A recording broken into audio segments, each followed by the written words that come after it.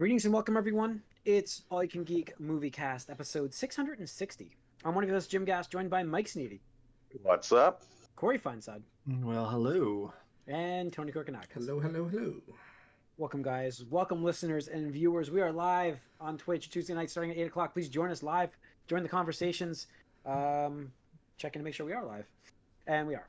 So welcome for those that join us. If you don't get these live broadcasts, you can always see us on YouTube the following day. But please be sure to smash that subscribe button on either channel so you get the notifications when we post, when we go live. That way you know. Okay? So guys, 660. What have we been watching? I went to the theater and I got to watch Mutant Mayhem. Nice. So that was good. That was really good. I give it a thumbs up. I give it I was a little opposed to some of the liberties they took with the origins of them. Okay. So they took some liberties that I didn't agree with. And Are you counting from the comic origin or the cartoon origin? how did they learn to fight in the comics? Well, I think Splinter just taught them. Yes, but how did Splinter know how to fight? I'm assuming it's the same as the first movie, which is stupid, where Splinter mimicked his master in a cage. I thought the origins were he was actually he was a person that turned into a rat. No, that was the cartoon. They retconned that because it was stupid. I thought that was the comic version. It doesn't No. matter. They didn't No. do it in Really? this one at all. They did a different thing in this one entirely. So I didn't like that, but the more, even after I didn't like that when I left the theater, but when I left, I was like, okay, this is it's probably an 8. I think I gave it an 8. The further away I get from the movie, it stays with you better. Like, you're like, man, it was really enjoyable. Like, I really liked that movie a lot. It was an hour and a half. It was quick. Strange, but normally that happens the opposite. No, that's what I'm saying. Like, this was a good thing. I'm more at about 8.5 to a 9 now with this movie. It's really good. Wow. I really enjoyed it. It's now I understand the score. Best animated movie this year, Jim. No. I'm asking you. No, I'm asking you. Which one's the best that you've seen? Like, where do you rank them? Mario. Oh, Mario. Mario's? No doubt. Mario? Yeah. I love Mario. Cross Brothers, Spider-Verse is the best one. in my Oh opinion. no, I'm sorry. Yeah, that's the best one. I'm just giving movies. I'm sorry. If you want to go number one order, absolutely. That's not. I'm asking the best animated movie you saw this year. Corey, that's not even. I feel under like Spider-Verse is animated. its own thing. That's not even at this under animated, point. Corey. That's No, best I'm movie. just saying. Best movie I'm of the saying. year. I'm narrowing it down even further for you, and you Best still movie. dropped the ball. Best movie of the year was that. And Mario was great. This is probably third behind them. I think. I'm trying to think what else I watched. I knew Cross Spider-Verse was gonna be one for you, but I didn't know where it ranked with Yeah. Mario's. No, this was really good. The art was I actually liked the artwork quite a bit. I liked the style of the show. I liked even the liberties they took with well-known characters. I thought those were good. Just being vague, no spoilers here for those wondering. I'm not going to give you any spoilers. I liked the way they made the mutants, the way that they brought them more into today's age in terms of culture, and understanding that aspect of things. I thought it was really cool, and I'm more excited for the sequel than I am for the first one, because the way they set it up and the origins There's of always it the getting origin established. stuff where it's like, okay, Yeah. Yep. The second one, I just can't wait to see what they can do with it and it will be a second one. It got greenlit, so I'm happy for that. I just know it's not doing great in the box office, but it didn't have a The thing is, ginormous budget. I don't even think it had 100 million. No, it didn't. I don't think it had 100 million. I think it was under that, and then with marketing, though, I think it's basically they're gonna either break even or maybe go a little. I mean, above. But that's again, fine. we talked about That's fine. this. Yeah, it's not. It's more of a vehicle for the brand, and then It's a vehicle for toy vehicles. Exactly, and I mean they got me because I bought Leonardo. There you already. go. I'll probably They pick up, profited. I'm They got saying you. it's the brand. right Yeah. there. He's right there in the background there.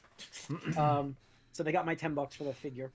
I'll probably go up and get more, but they really made these turtles, and they've been doing this more and more. Mike, you know this in the cartoons that we've seen on the shows. They've really been trying to differentiate them more and more, and I feel like they did that very well in this animated show. In an hour and a half, they did it pretty well. They got their own personalities pretty well established, and more so than the other shows I've seen.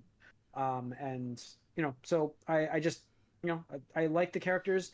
April O'Neil's not the same April O'Neil we're used to, a reporter. She's still an aspiring reporter, but I like her character a lot in this. Like, I don't know what they changed it. And I thought that would be the one. I'm like, I don't like the way she is in this, but she's great.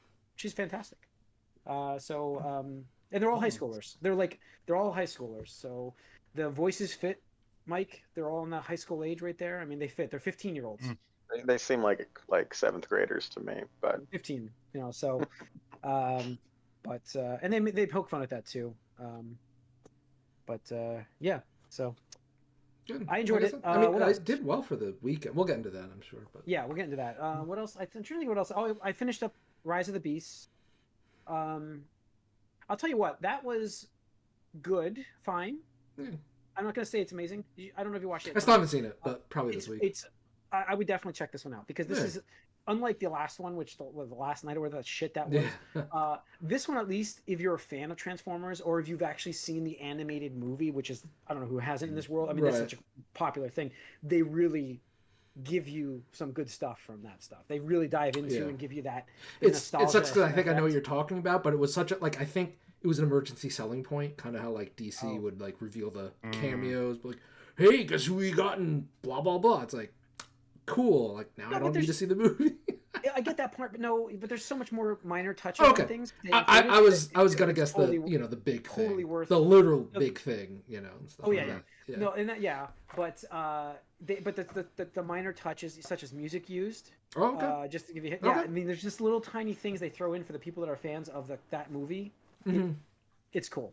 So I'll definitely check it out. I mean, I've heard positive things about it, that it's not as good as my Bumblebee, but still up from last night. Yeah, my only gripe with the movie is it's got to be up from last night. I would hope, man. My only gripe is actually, like, I feel like the was it Optimus Primal, Maximus Primal, I think it's he's the Maximals. Sorry, the Maximals. I don't feel like they had a major aspect of this. Like, I feel like they that's what I heard. That's what I heard was that they were kind of underused or something like that past the first act or whatever. So it's disappointing, but they were cool to establish it, and then left field later on. I'm just like, they didn't have to be here. So, but it was good though, and so I watched that, and then I watched a bunch of What We Do in the Shadows, which was a great show, and I enjoyed that. So good stuff. But that's it for me. Mike, what have you been seeing? I'm on strike, so nothing. Oh, okay. Writers and actors are striking. Mike is striking. Mike's on strike. Yep. All right. No, there's just nothing I'm into right now. Okay. You should see the the Turtles movie. I would, but I have to this. make plans for that, and Ashley does not want to see it, so I'd have to. I mean, it'll be. You got 3 more weeks before it goes digital. Probably. Yeah, it's gonna be digital pretty quick. Yeah. So, Tony, what have you been watching? Oh, you're drinking right now. No, go ahead. Okay, go ahead. Couple things actually. So, TV wise, caught up with My Adventures with Superman. Again, I like this. I think is a great show. It's not going to be like grimdark. You're not going to see characters killing each other or anything like that. But it's really been fun to see like how they take established characters and do a little twist on them, where it's like, oh, yeah, okay, like I see where this is going now. I see this is coming. I'm interested to see this now because, like, there'll be a character and you're like, oh, obviously they're going to be bad or good or, whatever. And it's like, oh, that's a different take. And I'm curious to see, like, how they play with the origins and stuff where it's like, okay, obviously it's not, our Superman from the 90s or the 80s or whatever and stuff like that. So it's like cute. There was, even in the most recent episode, there were some fun homages to older stuff, and I'll just leave it vague at that. I know you shared with me, Tony, one sequence with Lois Lane's heritage in this, which is there's a Korean background, which I was like, oh, that's awesome. Yeah, exactly. Yeah. So just to share with the listeners, so in like episode 2, she's taking a selfie with somebody, and she does this little heart thing. And for those of you who aren't watching, and you should watch because I'm making the gesture where it's like there's this thing that most Koreans do where they put their 2 fingers together like this to make a heart, right? Thumb and index finger, yeah. Right. Now, when I saw this, I was like, oh, okay. I didn't think anything of it because I'm like, okay, even though, yes, it's Korean in origin and stuff like that, I've seen a lot of non-Korean people adopt it as like a, pose and stuff like that. Mm-hmm. But then another episode, she's wearing an outfit that really resembles a Korean, I forget the name of it off the top of my head, Corey, if you know. The hanbok? Yeah, the hanbok. Yeah. And I was like, okay, now this is 2 things, and that seems way too coincidental, right? And then somebody from the team actually tweeted from their Twitter that it was actually intentional, and that in this universe she is part Korean at least and stuff like that. So I was like, oh, well, that's a new take for Lois Lane and stuff like that. And so far I haven't seen any neckbeards get all uppity about that. Thankful for that. Knock on wood. But that's good. Other thing I watched was on Apple TV Plus, whatever it's called Shrinking. I heard that was good. Yes, was very good. I've only watched one episode, but it stars Jason Sudeikis. Not Sudeikis. It's the other one. It's the other one. Bateman? It's the one from the funny guy. The one with Mila Kunis. Movie, that one, right? Forgetting Sarah Marshall guy? Yes. Yeah, Jason. Oh man, he was in How I Met Your Mother? Yeah. Jason, I can't remember his name. Jason Segel. Segel. I was like Segel. No, that's not. Segel. Yeah. So it stars Jason Segel. Co-stars Harrison Ford. But the plot is a little dark, right? So it starts off with he's partying really late on a weeknight or something like that with a bunch of really young girls, right? And his neighbor gets woken up. His neighbor comes down and is like, what the fuck are you guys doing? It's 3 a.m. or something like that. And then you find out that he, who's a therapist, is depressed because it's been, I don't know, X years since his wife passed away, right? And he's just like completely in a slump and stuff. And then for whatever reason, he gets a case of this guy that comes back from he was a veteran. I forget which armed force. That part doesn't matter. But he's a veteran, right? And he's been getting in trouble. So like they've assigned him like a therapist to try and like help him work through some potential anger management issues and stuff like that. Because he's like getting into bar fights and beating people up like really, really badly and stuff like that. And so he's just like talking to this dude, and like he yawns. He's like not paying attention and stuff like that. He's like, what the fuck, man? And like he's like, you're terrible. Like just kind of walks out, and he's like, oh man, I fucked that up. And then you see him talk to one of his older clients, and she's going on and on about her husband and like how terrible he is, like just cliche shit where it's like you should leave him and stuff like that, right? And finally he gets fed up. This is the second session, and he's like, you know what? You just need to leave him. It's been 5 years. We've been doing this for 5 years. He's not going to change. He's just a narcissist. He's toxic. He likes putting you down, et cetera, et cetera. And she's like, what? And he's like, yeah. He's like, you need to just leave him or find a new therapist because I can't do this anymore, right? And she just leaves. And then partway through the episode, spoiler alert, you find out that she actually left her husband. And she's like, yeah, I'm so happy now. And he's like, huh. And he's like, maybe this is what I need to do with people and just be like super blunt and like straightforward with them, right? So then when that guy comes back to give him another chance because it's court ordered or whatever like that, he's like, I think there's some issues here, but let's do this. We're gonna go for a drive. And he takes him to like a boxing gym, and he's like, you're probably not gonna be so happy when you try to fight people that are gonna want to fight you back and stuff like that, right? And so he's like, wow, I have a new thing for giving people therapy and stuff like that. So it's just that's how that first episode went. Spoiler, sorry about that. But it's really good so far. And Harrison Ford is really funny when he's just a cranky old man, just, saying swear words and shit like that. I'm like, there you go. Here is a role that I want to see Harrison Ford play, right? Well, I mean, minus the swear words, he was a cranky old man in Indiana Jones. Did he swear? I said minus the swear words. Okay, so no. So there you go. No, but he was a cranky old man. Okay, well, fair. Halfway there. And then the third last thing I saw was the horror movie by A24, produced by A24, Let Me In. Oh, I heard that was very good. Very good. I would recommend it. Like maybe not in the theater if you're like really hankering for a horror movie, go see it. But whenever it comes to some platform or whatever, I would definitely it's definitely like I would watch this absolutely. But the premise of that is these Australian teenagers, right? They're partying and stuff like that, and the new thing for them to do when partying is there's this ceramic mummified hand, right? And they get strapped down to a chair and stuff like that, right? Like with belt, so they can't leave the chair, and then they touch this hand like a handshake or whatever like that, and if they say the words "let me in," they get possessed by a spirit or a ghost or whatever you want to call it, right? And then they think it's all funny because now the spirit can talk to everybody else in the room and say shit and like again, full control of the body, which is why they're strapped to the chair and stuff like that. because they're teenagers, they think it's really funny and it's entertaining and it's amusing because obviously they record it and they post it on Snapchat and TikTok, whatever, stuff like that. And it's like, I would be fucking freaked out, right? It's a recipe for disaster, right? Yes. And then it starts out initially, it's like, hey, the rule is 90 seconds. That's the limit. We don't want to fuck around, more than that. I don't know why. They just pick an arbitrary number. And then, spoiler alert, something goes wrong when somebody goes past 90 seconds, and then it's just like a roller coaster of like fucked up shit. Like nothing too gory or too heavy. There's like one or two scenes I had to look away because I'm like, oh, I see what they're going for, and I don't want to watch this right now. But yeah, pretty good indie film. Obviously, you're not expecting anything high budget in terms of like CGI, anything like that. But but horror films, they don't need the whole point of that. Yeah, absolutely, right? they don't need it. So. You make them for like $20 million, and you're good to go. Yep, exactly. So really happy with that, and would recommend it for upcoming Spooptober. Yeah, cool. All right, Corey. Well, just football season's back, so watching Jets. A lot of the Jets stuff. They are in the Hard Knocks series this season, so HBO's got this documentary series that they do where they follow a professional football team during the training camp, and they chose the Jets, and it was pretty obvious that was going to happen this year.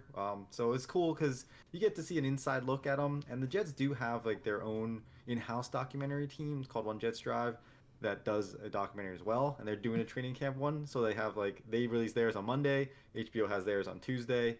So it's interesting to see the different dynamics on how they approach the documentaries, because the Jets One Drive is a little more censored, a little more team hype friendly kind of thing. You get to see the behind the scenes, but they're showing you more of what a Jets fan would be looking for and like get hyped about. But Hard Knocks is more national, so like it's more for a broader audience. They're trying to be more objective of things and highlight the stories that are interesting instead. And so it's neat to see those, dynamics, and it's been awesome to see that. So yeah, that's basically what I've been doing. I did start because there's been I haven't caught up on Demon Slayer's latest season, so I did start watching that, and so I'm just going through that as well. But that's pretty much it. All right. Going to the box office. Let's take a look. See. So number one movie. What do you guys think it would have been? Yep, still Barbie. 33.8 million. Number two, Oppenheimer, 18.8 million. And then Ninja Turtles at 15.2 with a 45% drop, which is actually pretty good. That's what we were talking about in the beginning of the podcast. Pretty good week 2. It actually held stronger, obviously, than the Meg 2, The Trench. And which was funny because that's the one that beat it last week, but then it passed it total gross in the week. So pretty good week actually for those top 3. Like we mentioned, Turtles' budget is a lot less, so they don't have to do as crazy. But Barbie and Oppenheimer still just rolling. Yeah, I think Barbie's on track for this week to be WB's number 1 highest grossing movie. Highest grossing movie. Is it going to pass? I mean, animated wise, what's it past now? I think we mentioned it last week. I don't think it's made any new ground this week. Animated, but animated wise for unanimated. Sorry. Female led. I'm sorry, Jesus. We were talking about animated movies in the beginning of this thing. Female led movie. It's the absolute number one of all time. Yeah, it's past everything. Female directed. I'm sorry, female directed. Yeah, I'm like, what counts as female led? I'm like, Titanic. Female directed. Sorry. Female directed. We talked about that that's what I was trying to figure out. Yeah, I thought it was last week we were talking about it. I couldn't remember if it passed it last week or the week before, so that's what I was trying to remember. But yeah, I was mixing up the animated thing we were talking about in the beginning. Yeah, it was like my fault. My fault. So but so that's good for them and good for the Turtles movie. Good holds, which is I want to see the sequel, so I'd love for that to work. Well, you're also getting a TV season, and we're gonna get the TV season, which will be because they have a lot to tell, it should be fun for the TV season if they continue on the story. But yeah, let's see. That's that. Let's get some news. Some news here. Disney Plus. Disney Plus is going to raise its prices. Yet again. They did raise their prices again. I believe this is now valid for new subscribers. It's now $13.99 a month, up from $10.99 from no ads tier. $3 raise, guys. That's huge. That is significant. Yeah, that is. I mean, 30% is.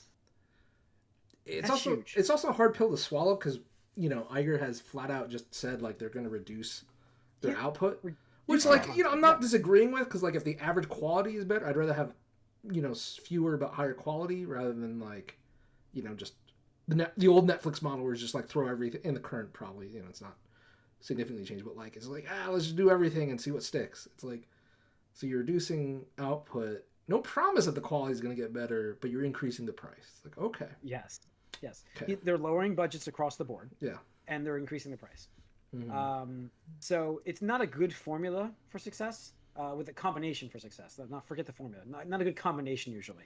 Yeah. They're also down for subscribers, even though, again, most of those are from India because they lost cricket, I believe, the cricket streaming rights or whatever like that. And they're actually...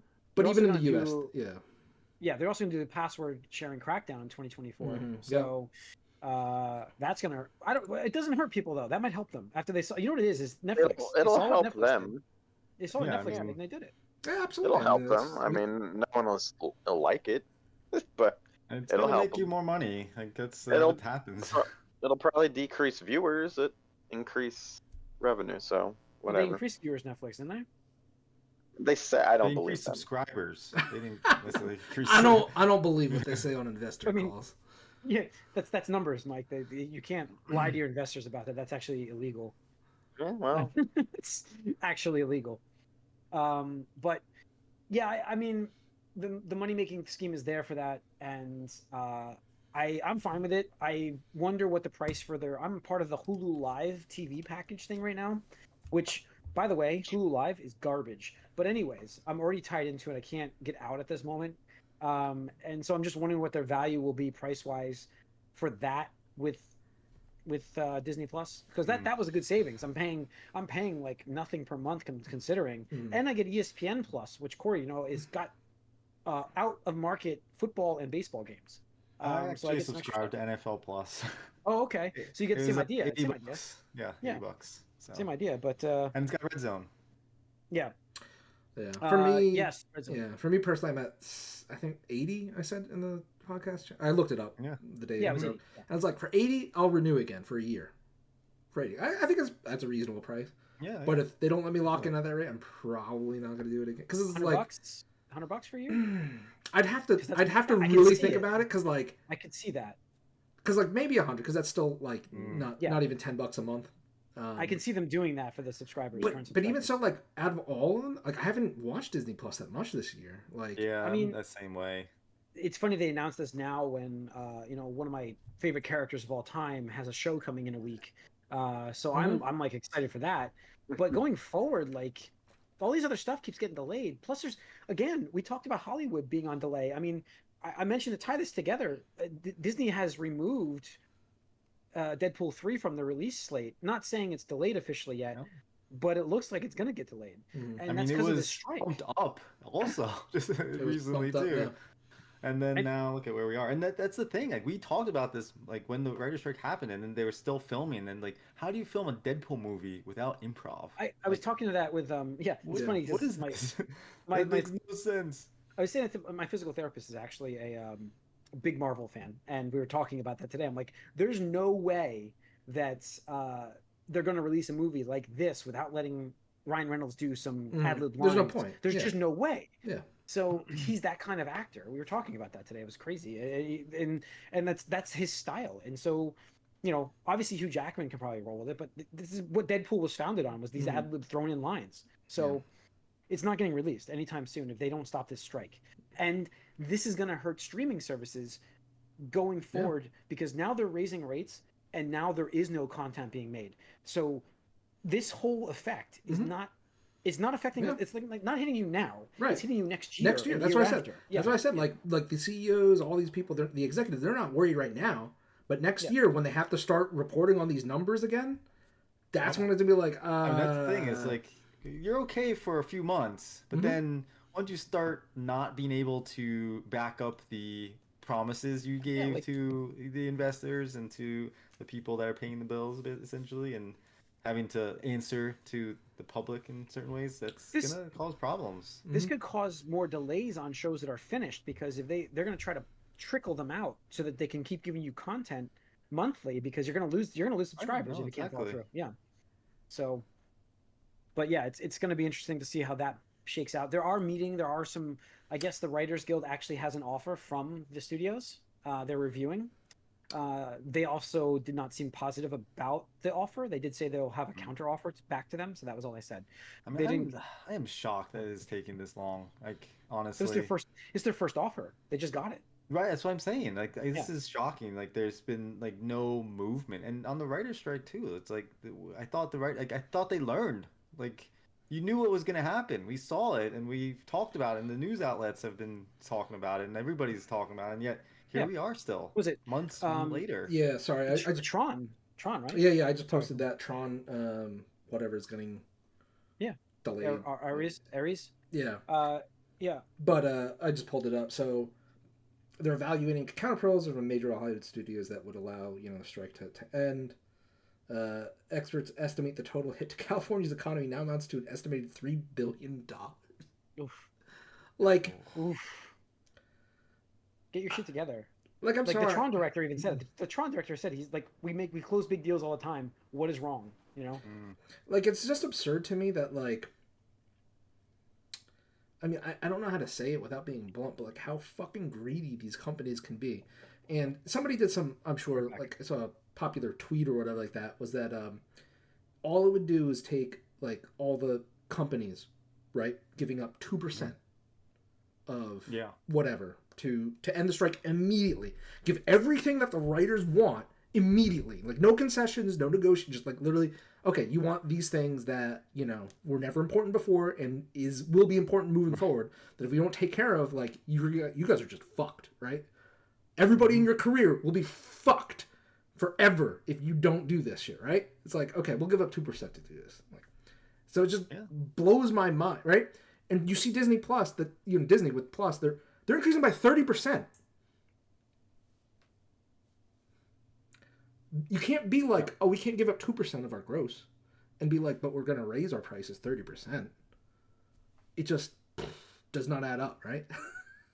No, and that's what's super frustrating, which is going to just keep putting this push it further back, because now if you're a writer or an actor, you're not going to want to start budging and caving into the people that are making so much more money because of what we're seeing. Like, they're in the public doing it to the consumer.